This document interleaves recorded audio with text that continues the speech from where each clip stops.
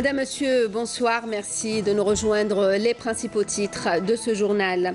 Célébration de Laylat el-Qadr, cérémonie à Jama' el-Kbir à Alger. Les lauréats du prix international d'Alger de récitation et de psalmodie du Saint-Coran ont reçu des distinctions. Le premier prix a été remporté par un Algérien.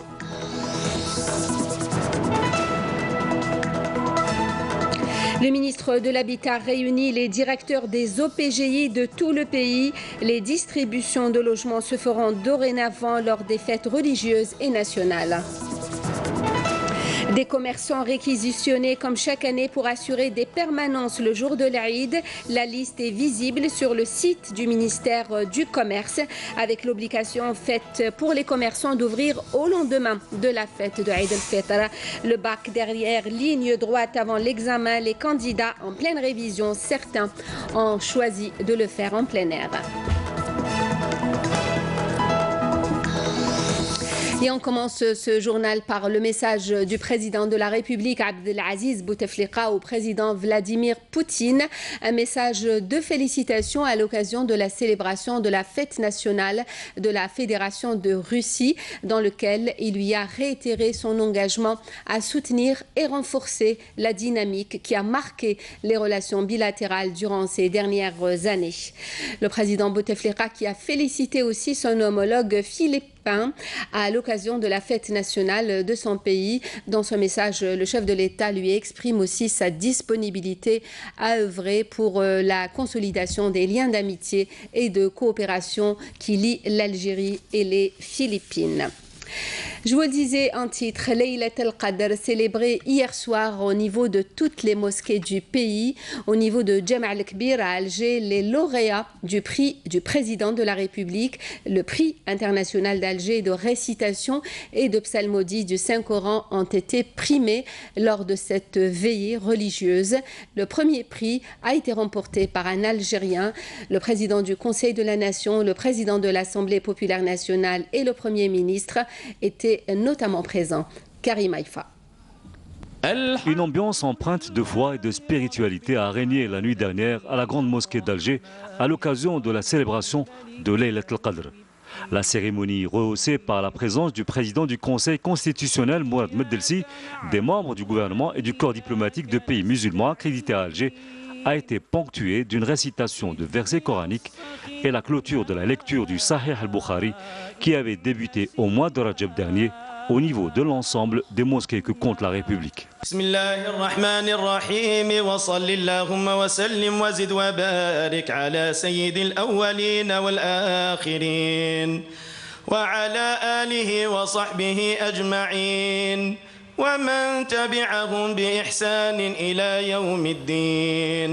Après avoir expliqué le sens et les dimensions de la nuit sacrée du destin, l'imam a mis en avant dans son intervention la charte de paix et de réconciliation nationale initiée par le président de la République, relevant que l'Algérie est devenue un modèle et une expérience pionnière en matière de réconciliation des frères. ونحن نستشعر هذه المعاني الجميلة الرقراقة لابد من وقفة عند ذلكم الإنجاز العظيم الذي استشعر معانيه واستشف دلائله الجميلة فخامة رئيس الجمهورية عبد العزيز بوتفليقة أعزه الله من معاني العفو والصفح فكرس ميثاق السلم والمصالحة الوطنية الذي عشنا بفضله وفي كنفه وبعده وإلى حد الآن سنوات حبلى بالأمن بعد الخوف وبالسلام بعد الفتنة وبالمصالحة بعد الاقتتال ولله الحمد والمنة حتى أصبح وطننا مضرب المثل وموئلا لكل الدول الباحثة عن الأمن والاستقرار وباتت تجربتنا الرائدة في استتباب المصالحة الوطنية مضرب الأمثال ولله الحمد. Cette cérémonie était également une occasion pour Abdelkader Ben Salah, Saïd Bouhadja et Ahmed Ouihia, respectivement président du Conseil de la Nation, président de l'APN et Premier ministre, de procéder à la distinction des lauréats du prix international d'Alger de récitation, de psalmodie et d'exégèse du Saint-Coran. Le premier prix du concours qui a vu la participation de 53 pays est revenu à l'Algérien Abdelaziz Choukri. هنيئا للشعب الجزائري كله هنيئا لجزائرنا الحبيبة أن تحتل المرتبة الأولى في هذه الجائزة جائزة رئيس الجمهورية هنيئا لك ضيفنا العزيز في بلدك، هنيئا لك بهذا التتويج، هنيئا لأشقائنا في سوريا، هنيئا لك ولكل طلبة وحفظة القرآن الكريم. Dieu merci, j'ai réussi à avoir la première place parmi des candidats venus de 53 pays avec un concours de très haut niveau, une concurrence très rude. Je saisis l'occasion pour remercier le président de la République, Abdelaziz Bouteflika, ainsi que les organisateurs de ce concours, les candidats et les membres du jury.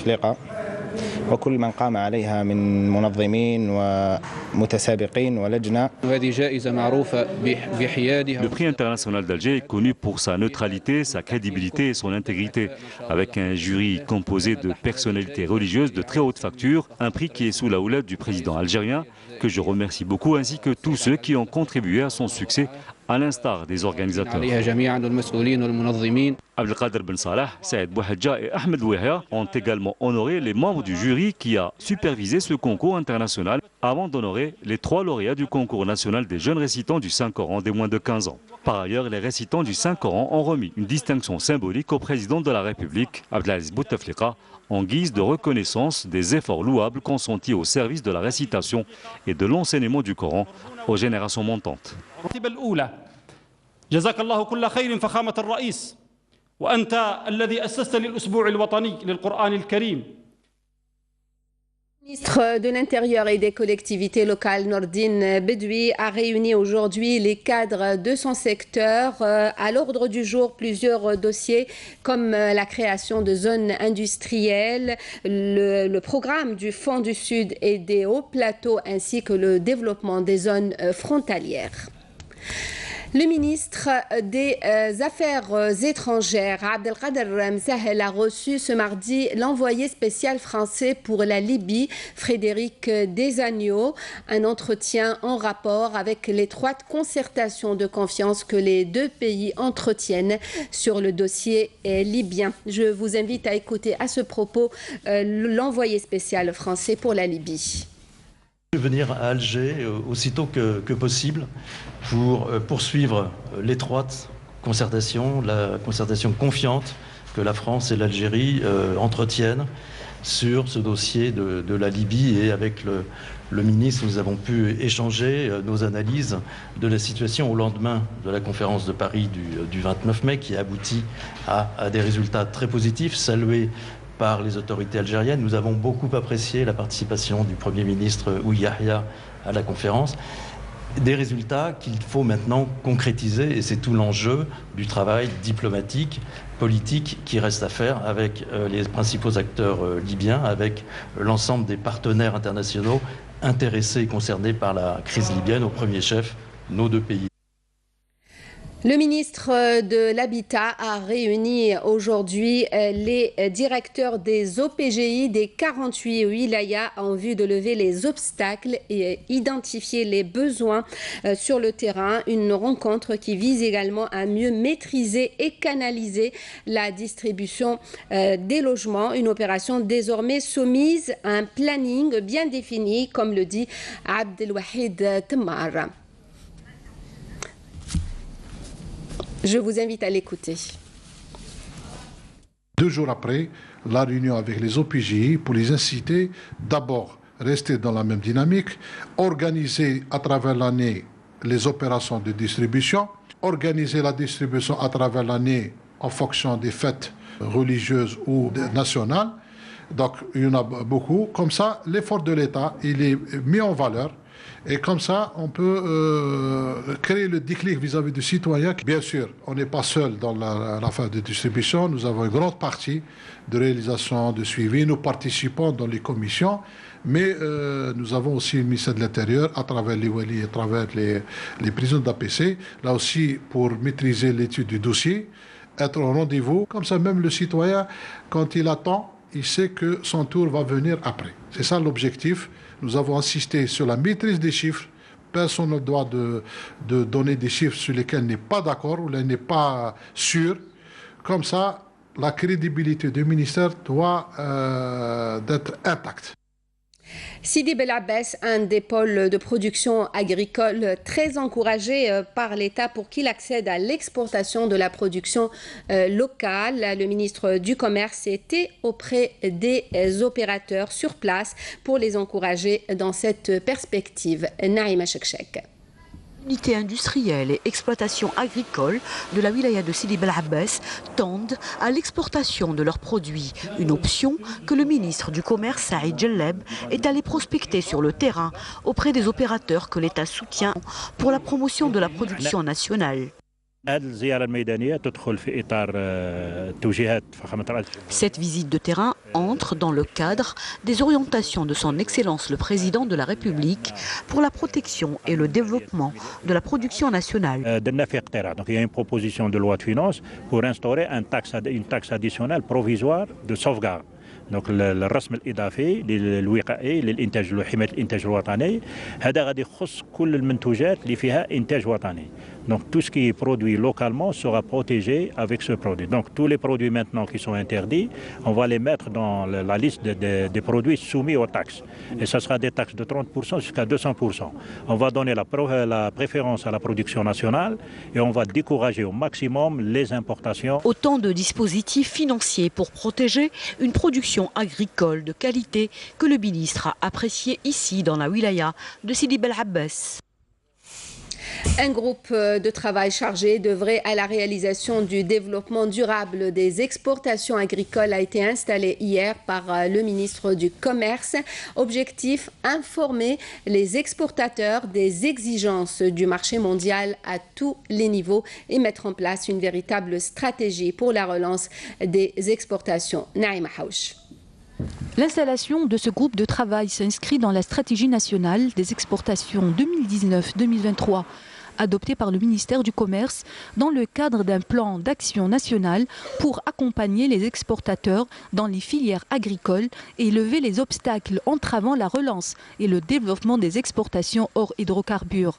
L'installation de cette commission est le résultat de la concrétisation des instructions du président de la République Abdelaziz Bouteflika aux participants aux Assises nationales de l'agriculture tenues le 23 avril dernier, appelant les autorités concernées à accorder une grande importance au secteur et aux produits agricoles. Lors de la réunion, le ministre du Commerce Saïd Jelleb a mis en avant la nécessité de mettre en œuvre les instructions et les recommandations qui s'inscrivent dans la stratégie prônée par la tutelle. Les produits agricoles ont connu ces dernières années un saut qualitatif en termes de quantité et de qualité, ce qui a contribué à la promotion du produit algérien au niveau de plusieurs marchés internationaux, indique un communiqué du ministère.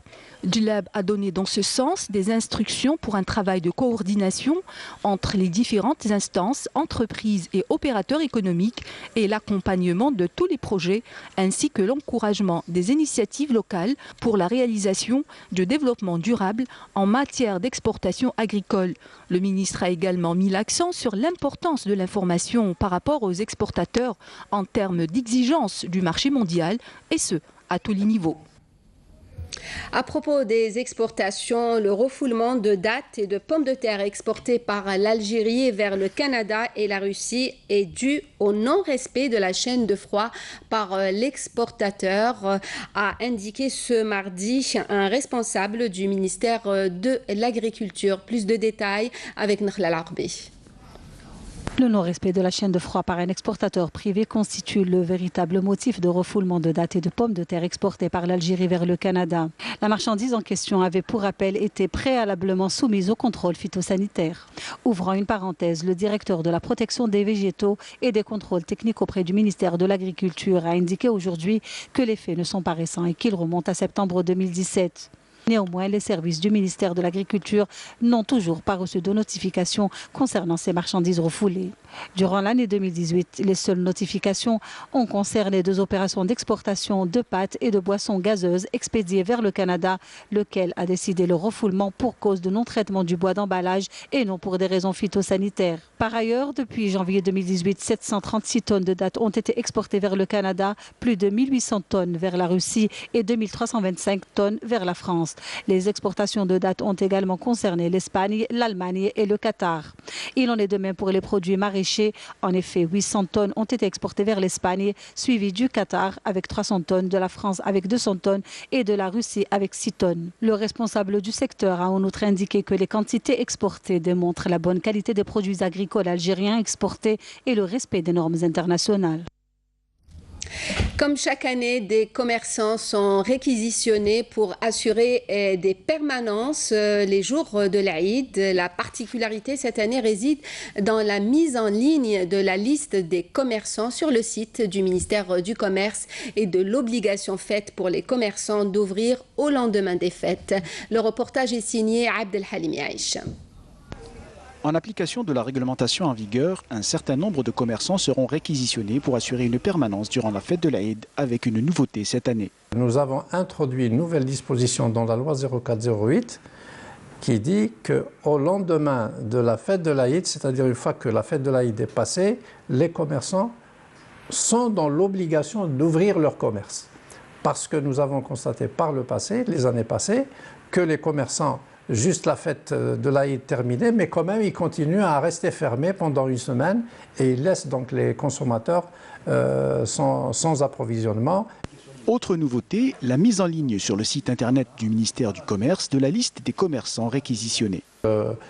Nous avons également mis sur site, ça aussi c'est une nouveauté du ministère du Commerce et sur les sites des directions régionales et des directions du commerce de Wilaya, la liste de tous les commerçants qui sont réquisitionnés durant les 2 journées.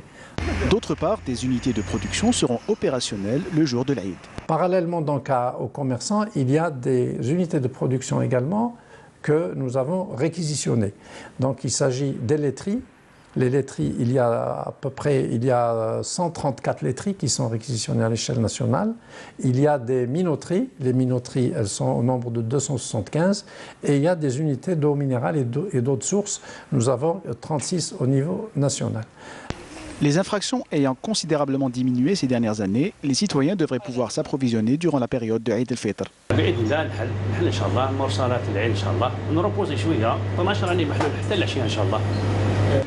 كنهار العيد راهم يخدموا لا بريبار ولا الجزائر تما اللي قراب من اللي بعاد الله يحسن عونهم كاين اللي في جيجل كاين مي هنا ولا الجزائر لا بريبار راهم يفتحوا يخدموا. Les commerçants réquisitionnés qui n'auront pas ouvert leur magasin devront apporter une justification légale.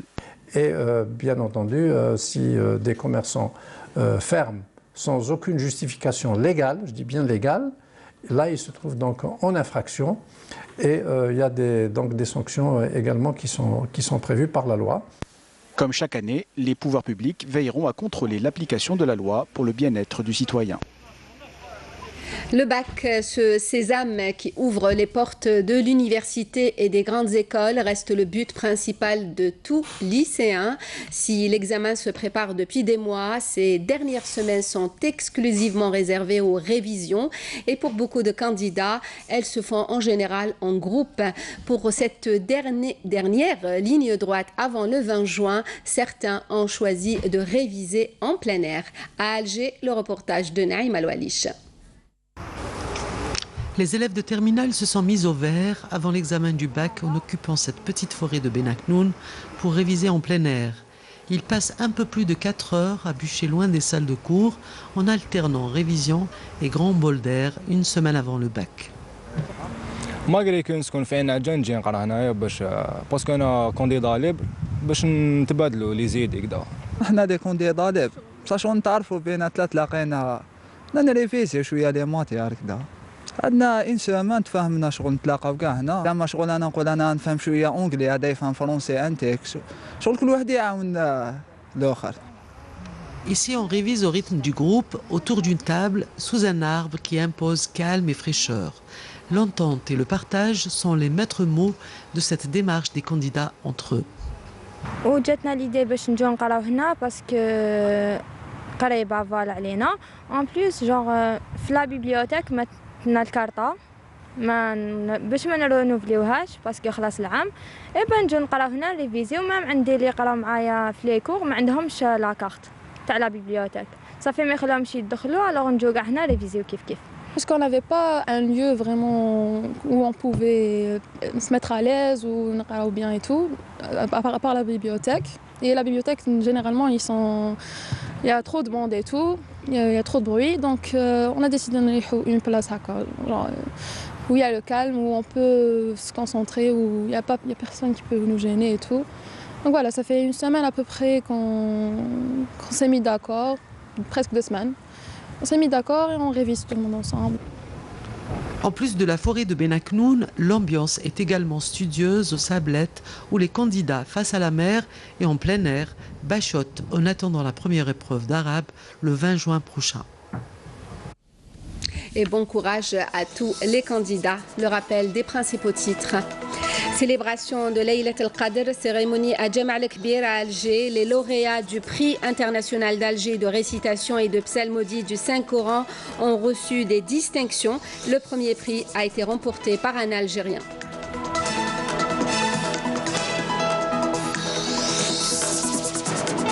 Le ministre de l'Habitat réunit les directeurs des OPGI de tout le pays. Les distributions de logements se feront dorénavant selon un planning bien défini. Des commerçants réquisitionnés comme chaque année pour assurer des permanences le jour de l'Aïd.